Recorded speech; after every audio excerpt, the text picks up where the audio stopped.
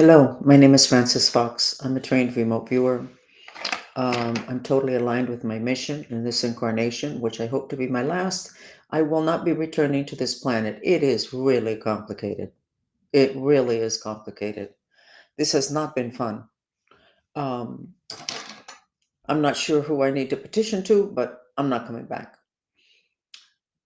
We are in interesting times. Things appear to have taken a positive upswing. Certainly, it feels very positive having to do with the elections if you are supporting Donald Trump, being it that I am a mind control victim and I'm a sex trafficking victim. Very obviously, I am supporting Donald Trump. Being it that I love business, but also spirituality and being on mission and helping people, I love Elon Musk. And I like RFK because he says that we're going to be allowed to find and deliver to the public the cures for things like cancer. You see, now, if you find a cure to cancer, you need to hide the information or you need to leave the country because your head's going to get cut off. Too many people are making too much money. So obviously, I'm going to be in deep trouble if Trump doesn't win, but I think I've been in worse places before, so I'm willing to take that risk. I wanted to talk today about this time that we're in. We have Halloween, then we have All Saints Day,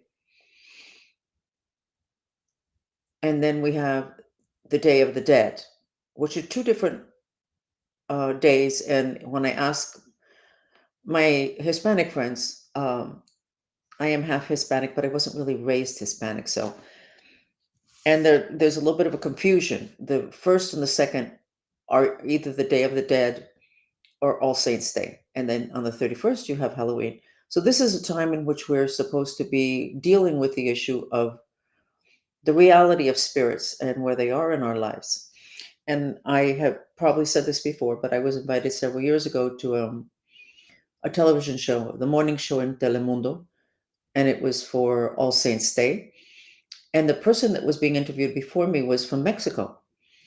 And I was in awe at how comfortable she was with the issue of spirits.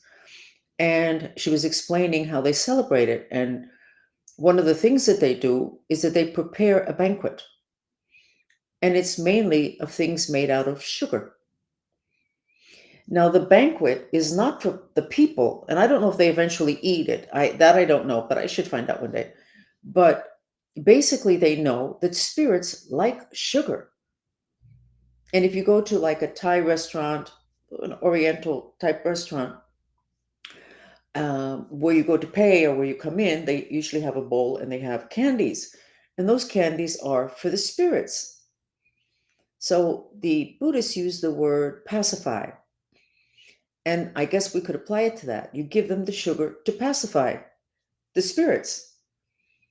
Well, in this country, we have it so backward that we give the sugar to our children and they eat a lot of it.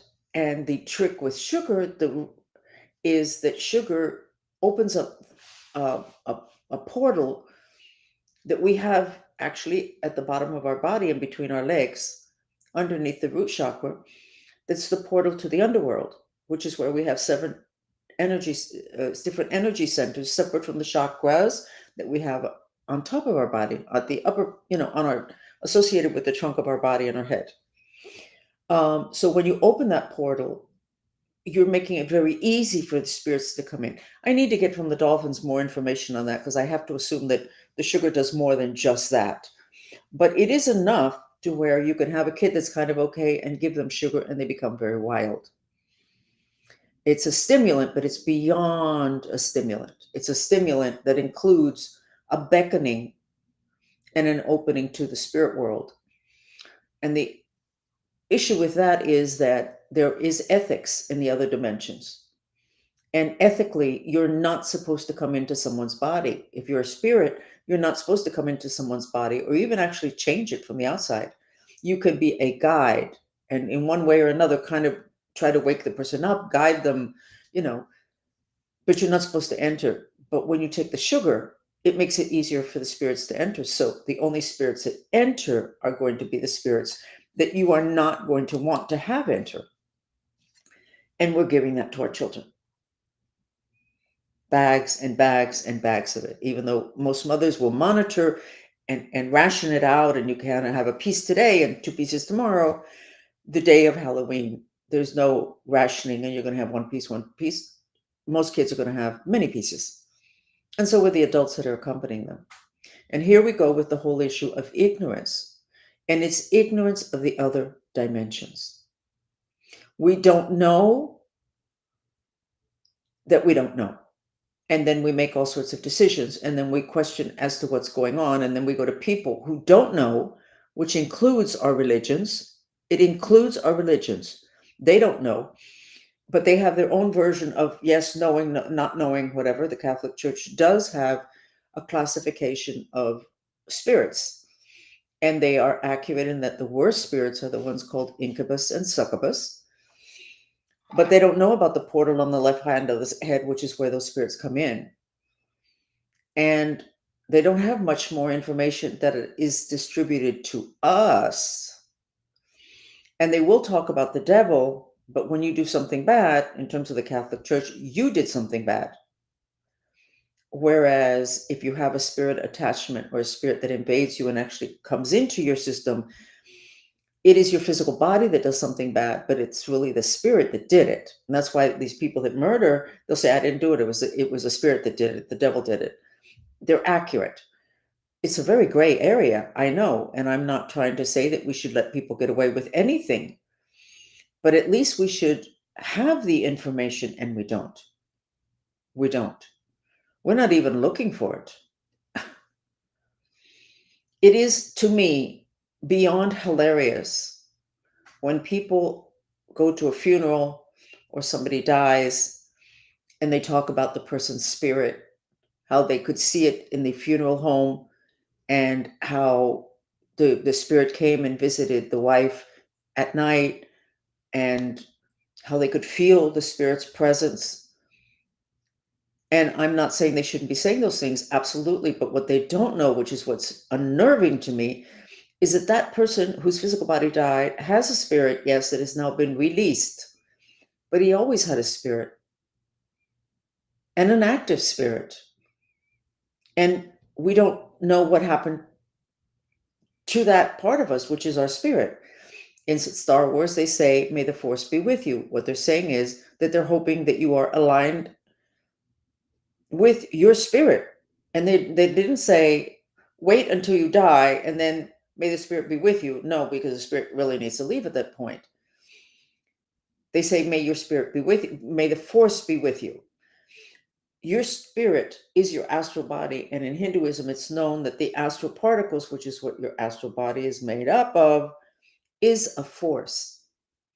And I'm wondering if in physics, I don't really know what it is in physics, but I know that they know that there's something that they haven't understood yet, and that would be that force of astral particles, which in terms of you and your assemblage of bodies is your spirit. So thank you, Valeria. She's saying my hair looks nice. Yes, it does. My hands don't look so great because I did my hair myself and I didn't have clothes. So I went ahead anyway, and I figured I could just get it washed off. Well, it's not washing off so well. It's really bad. But the reason I did it myself is because I had an appointment, and I think I said this yesterday, to get my hair done. And the appointment was, I believe, today. But it's too close to the new moon. In Buddhism, you're not supposed to cut your hair or do anything to your head in the new moon, in the full moon. I think it also applies to new moon. I don't know if it applies to the new moon, but just in case, I canceled the appointment. And then I said, well, I'll just do my tinting myself. Well, that doesn't make any sense. I might as well have gone to the hairdresser and wouldn't have to deal with this. But we humans, especially if we're severely disassociated, which, by the way, is the assessment of my mental condition when I went to the psychologists at the University of Miami, 3 of them. And I also worked with Dr. Colin Ross, who was the specialist in the Americas. What does that mean? Having to do with military mind control. He also specializes in cult victims and satanic victims. So you can imagine the field day that was done with this little piece of information I just shared when the mafiosos wanted to get me out of Grove Isle, which was their playground, and they decided to let everybody know that I had worked with Dr. Colin Ross. So I did not have fun in that stage. That was about 3 or 4 years ago, and I have considered going back and actually taking them to court, having to do with, I think, the law called the HIPAA law, which you're not supposed to disclose people's medical records. They did. And of course, when you have something as shocking as somebody who works with satanic cults and mind control victims, you're not looking at the mind control victims, you're thinking the whole Satanism thing. So I could go back and sue them, but I could go back and sue a lot of people, especially now that people are becoming a little bit more sophisticated about the mind. I'm going to go a little further and talk about psychology and psychiatry. Throughout history, it has been accepted that if you have issues that we would call today mental issues, like you're mentally ill, it was spirits, spirit influence. And that got thrown out the window the same way any information or acceptance of the spirit world got thrown out the window, at which time you end up with a whole series of issues with 40% of our children who are considered mentally ill because they're diagnosed as ADD and all sorts of things, autism. That means they're mentally ill according to this country. And then you don't take care of the spirit angle, which throughout history has been known to be what it is that causes those issues. How are we going to take care of our kids? We don't. We don't. And that's why we're in deep trouble. We have disrespected bodies of information um, because they weren't modern and because we have allowed intellectuals, university graduates, to determine what it is that people are allowed to believe in. Several years ago, I got a call from somebody who was a friend of someone who had a child that was in hospice, a 2-year-old that was in hospice, but at home. They sent the child home to die. And she called and said, I don't know if you can do anything. I said, I have no idea. She said, well, can you check? I said, okay. Um, and when I checked, the child, somebody had done black magic on the child when the child was in utero because the person did not want there to be, for that child to be born. And so I removed the black magic immediately upon seeing it, and the child woke up because the child had been in a coma. So I worked with the child for several months, and it was interesting. But I wrote and I documented everything, and I especially documented what the parents said about the changes in the child because it doesn't work if I'm the one who's saying it. It has to be somebody else's observation. And it was really interesting because when I wrote it up, I sent it to, I think it was 3 friends that I have that are medical doctors trained in this country, etc. Not from the islands and not from a backwater, whatever. And I sent it to them, and all 3 of them said to me, you know, I kind of know this is real. All 3 of them. And I've had patients where I've looked at them and I've thought, I think this might be magic. Were they able to help the patients? No. Outside of the paradigm, they could have lost their licenses. And yet they knew instinctively that was because a good doctor is always very intuitive and instinctive. They knew instinctively that the issues that they were dealing with these patients, these particular ones, was black magic. So if somebody does black magic on you to make you die, I hope you're not in this country because you will die. Because you're not going to get any help because the medical profession will not go out of their comfort zone. Their ethics, can you believe that? Their ethics say they can't do anything that is not what they were taught at a university. And this is not true anymore today, but it was said for a long time that for something really innovative in medicine to really reach the general public, it would take 50 years. Now, obviously, that's not the case today. Look what they did with the plague. They did it in 2 seconds flat. So the whole not understanding the other dimensions, which is where the spirits are, the other dimensions where you have a piece of you, is extremely dangerous to you and to your children. It's also dangerous to your bank account and to everything else. And I am hoping that with this new presidency, that there will be an allowing, and I was going to say, to get into this new, this is not new, this is old. This is a disrespect for information such as astrology. And years ago, an insurance company did a study, and it was, I believe, 5 million people. It was a database. And they found out that if you're a Gemini, you have more chances of having an automobile accident. That's pretty important information. In the future, they're going to ask you what your astrological sign is, or they just check your date and they'll know. And your rate of paying for car insurance is going to be different.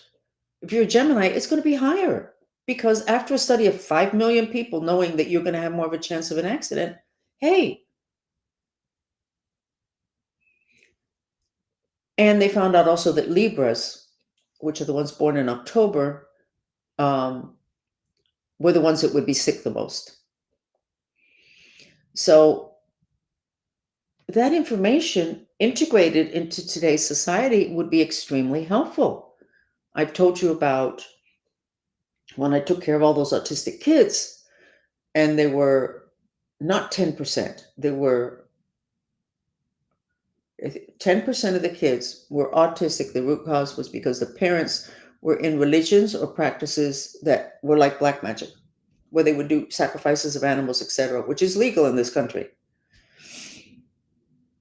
And I also found that if you had an autistic kid that was an earth sign, Capricorn, Virgo, Taurus, they were much more manageable. And if you had an autistic kid who was a fire sign, which is Aries and Sagittarius and Leo, you want to move to another planet because all that fire in an autistic kid is very difficult to manage. But if you know this in advance, then you know the autistic kid, Aries, Leo, Sagittarius. If you know that from day one, you go ahead and you buy yourself a house on the outskirts of the city, and you make sure that your child is in nature all day long because Earth puts out fire. And you do all your vacations not to places like Disney. You do your vacations on the water, where there's water, beach, water, lots of swimming pool, because water puts out fire. And then you will have a more manageable autistic child. So the integration of all of this information that's centuries years old, I'm not the only one who knows this. I'm the one that perhaps can do a bit more of an integration of that type of information with modern society. And we go back to before I was born. Why did I choose to be born to the family I was born into? I had many, many years ago, there was she was actually a psychologist, and she would do regressions to past lives, and she would do meditations. She was good. She's really good. And she did a meditation in which all of us would go back and see ourselves as like a little firefly, very tiny, and we would go back to what the family we were born into, and just to watch. And I participated, and I could see myself outside of the window of an apartment. And my father was there, and his wife, the woman who raised me, but it was not my mother, and my two sisters. And I understood. why I was born into that family. And it was, as I have said before, I wanted to bring the maximum amount of information to the table. And for that, if I had been born in Tibet, which I would have been, I think, a lot more comfortable than living in a big city, etc., I would have had a maximum amount of wisdom and information, but I wouldn't have been able to help a lot of people. And that was explained to me by the Bon master that trained me the year that I was there when I was 10. And he said his masters had given him permission to take me on as a student because I would take what he gave me, the information he imparted to me, and I would bring it to this part of the world, and then I would be able to teach a lot of people. Because in this part of the world, we don't have the daily struggle with survival, having to do with having enough money, having enough food to eat. So I guess it's hard to let wisdom play out in your life if you're struggling to stay alive. So being born over there wouldn't have worked for my intention.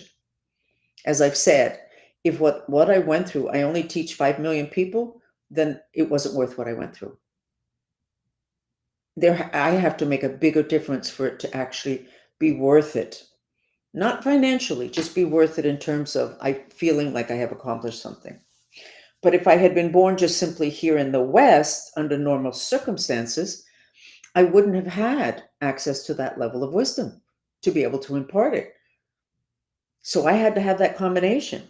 Being born into the military, my father, who was in the military after the Second World War, even though he was Cuban, he came to the United States. He was supposedly put in jail in Ellis Island. He was a bad boy. And I think Ellis Island was at some point must have been used as a jail. That's the story my family has, and it was passed down to me. And then he was recruited into the US military. And then I was born in Europe after the Second World War. So I was born into a situation in which I would have learned the structure and the discipline and the grounded in a society where there was enough to eat so people could actually take wisdom and let it play out and make decisions based on that. So this whole integration of East and West, the integration of what we know about the physical dimension that we have managed so well, truly so well, and then the information about the other dimensions, putting the two together is really phenomenal. And that's the process that we're supposed to be in now. If we can get people who know about those other dimensions already and use that information to control those of us that don't know about it, if we can get them out of the way, and I believe we are going to be able to get them out of the way because of revelations, because everything is coming out. So we're finding out the stuff that they're doing. Our power is not in the physical dimension. It's not in our physical body, and it's not in the physical dimension. So to not know about the stuff in the other dimensions really means that you have a lot less power than you think you do, or that you could have. I have talked a bit. Darn. So let's go ahead and choose a mantra. We're in the elections. So let's go ahead and do an election mantra. We want the election to be fair. I have a, give me a second and I'm going to find the mantra.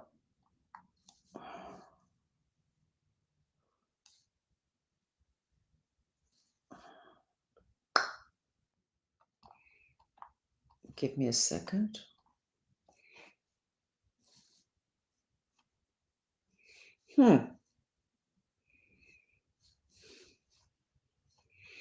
The elections here, no. That's election integrity for Venezuela. That's not what we're looking for.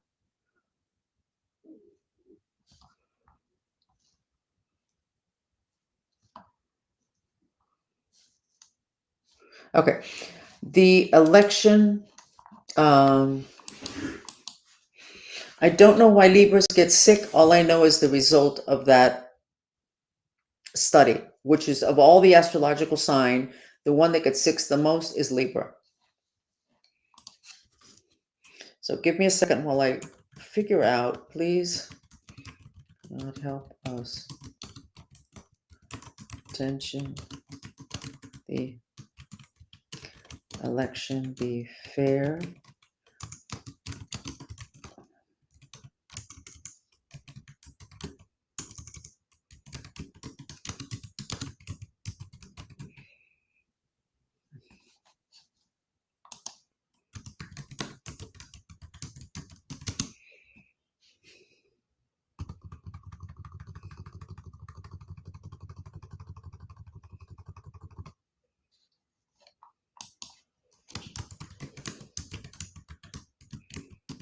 Okay, here's the mantra. Please God help us with our intention that the election be miraculously fair and the results be miraculously obvious. We can't just have results. They have to be miraculously obvious so that once it's finished, it's finished. And obviously fair. And of course, there's a spelling mistake, but you can't correct here. And I'm not going to go back and do it again. So we'll have to tolerate that. So let's go ahead and do 10 minutes. And remember, the mantra is repeated in silence and you expel the breath through your mouth.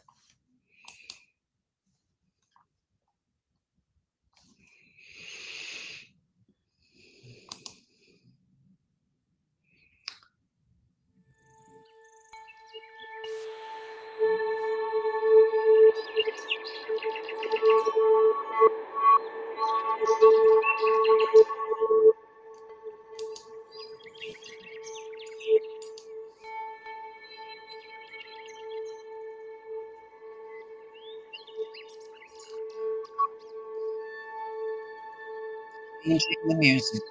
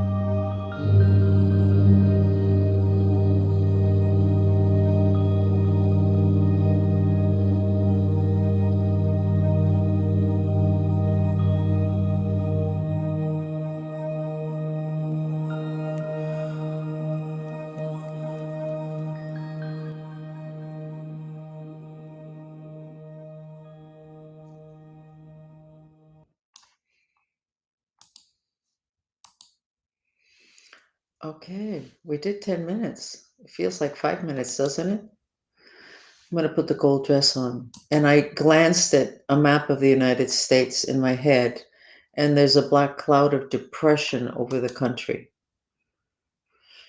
Ah, having a photograph, a copy of this dress, which you can find easily on the internet, um, on your refrigerator, in your bathroom, someplace, and looking at it throughout the day or every day, you can tell what your frequency is at. When it is more gold and white, your frequency is good. And then when it gets down to the blue and the bronze, your frequency is bad. That means probably something has you really frustrated and angry. And it can change in 5 minutes.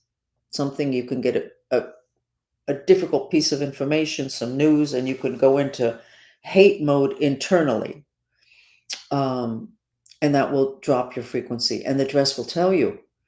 So it's a good way of knowing where you're at, because when your frequency is good and you see the gold and the brightness, you can see the gold in your life. You can see the golden opportunities. Not everything is the same. You can see where the gold is at. And when your frequency drops and you don't see that shiny gold and shiny white, basically you don't see the gold, or the gold just simply is not in your life. It's a literal change of the quality and perhaps just the actuality of your life. And you can change it easily. And usually you can change it by addressing the repressed frustrations and anger. Okay, so we will see you again. Today's Wednesday. We'll see you again on Friday.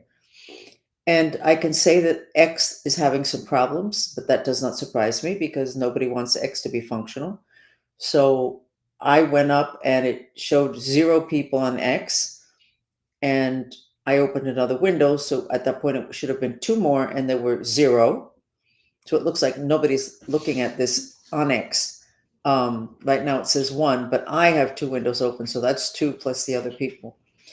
And for it to open up took forever. So we can expect a lot of things to happen because this is an incredibly important election for the entire planet. So thank you for joining me. And try not to eat too much of the candy. I love candy. That was part of the government training program for the kids. Eat a lot of candy and leave us totally susceptible to spirits. Thank you again. Bye.